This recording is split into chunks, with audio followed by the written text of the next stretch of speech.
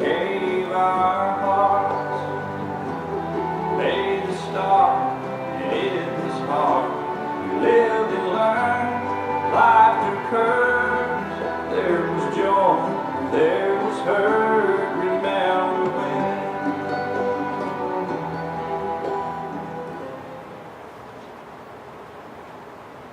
The shapes and shadows fell at my fingertips, smoothing the firm clay that lay before me. The feeling of the smooth surface cool against my warm palms. The perfection of creation is a feeling of its own, like when you finally get the hang of riding a bike. But what exactly is the price of the feeling that stems from finishing a work of art? What is the price of the feeling of finally learning to ride that bike? You fall down, you scrape your knee, you get back up.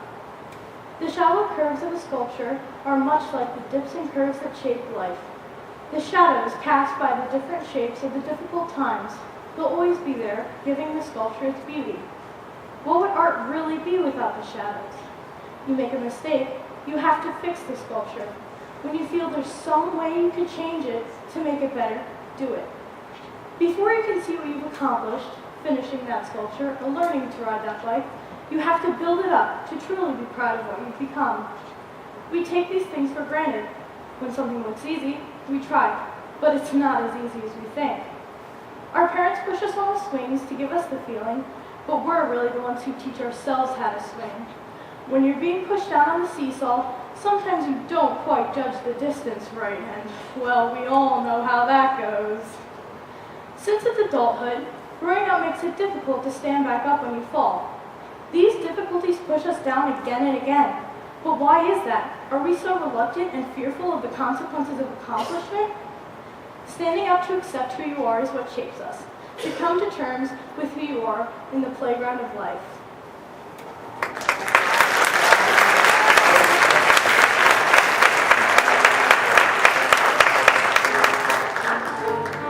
I placed all my trust at the foot of this hill. Now I am sure my heart can never be still.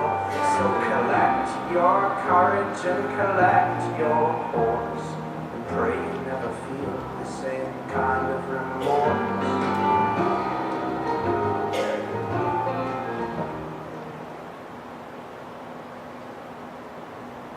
I wish this made up all of my dreams in the days of nostalgic childhood. Nowadays, I forget about my old description of myself. That sense of being, I wish. I always dreamt of something that may happen to me. Something life-changing. Something to plunge me into a story of my own legendary persona. All the time I think about how it's very possible for me to be someone great, to make history, and yet I could still never be that hero I've always wanted to be. This idea alone aches me into a position where I no longer have the passion to make something great of myself. My constantly flooding creativity stepped on by the very reality of human existence. I could never be that guy, the one. With the drought of luck in my humanity, I can't be that special person. To make a new limitation on the fiber of reality itself. And still, I'm not even quite sure of what I mean by that. I just want something so spectacular in my lifetime to occur, it could only be described as fiction. And so, knowing the definition of fiction crushes my very hopefulness entirely. Even though wishes make me think of happy possibilities, they also task me to my very core, in a sense of spirit. Almost as if, for every wish I make, the universe drops another metaphorical apple on my head, dropping me out of the clouds and down from my flight of fancy, expiring my dreams. And although those same nostalgic dreams bring me to a happy, unworldly mindset, I I can't help but reflect on what makes Wonderland seem like a place for crazy people. This being, that it can never be. That disappointing remembrance that another idea was destroyed by physics, another flying machine crashed by gravity while Newton's foot comes stomping down on every talking tree I meet. And all because, well, because I wish big. I remember all of the times I wished as a kid. How difficult it was to decide on what exactly I could want. Now, I wish for things so big, even Santa's own personal magic, even with the help of all of his elves, could never make it be. Yet at least now, I can think of what I would want. Regardless of indecisiveness, I still wanted something great. Something so fantastic, it'd need a whole new language to explain it.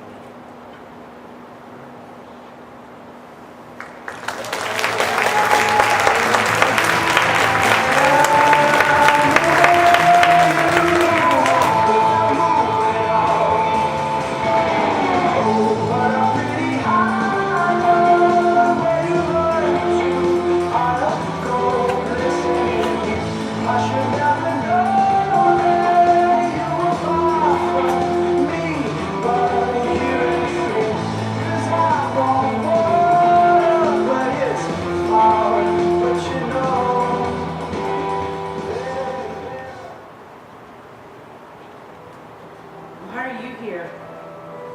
No one likes you. What's up with your clothes? You look like a geek. Get away. Just leave me alone.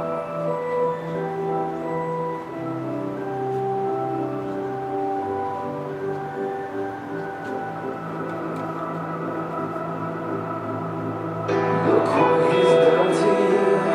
It isn't fair. Your light was bright and new, but he didn't care. He took the heart of a little girl and made it grow up too fast.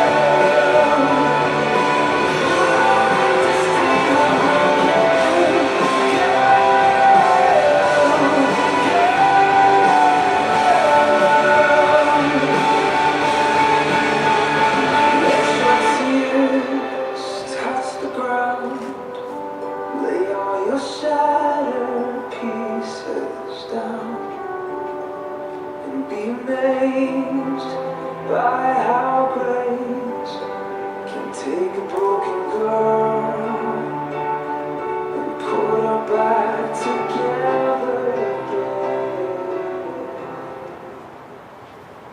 I feel so empty. I feel so numb, like I don't belong. Why? Why can't I feel loved? Why am I so afraid to get close to someone?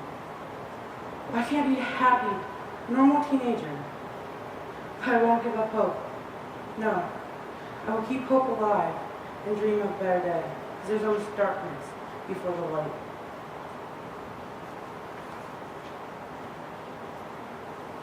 You know you're not the only one who has problems. I'm in the same situation as well. I thought I was alone, but I guess not. You don't know half the things I've been through, so don't act like you know me. Everyone has their stories. Some tell them, but yours, it's in that song, isn't it? Maybe, but why do you care?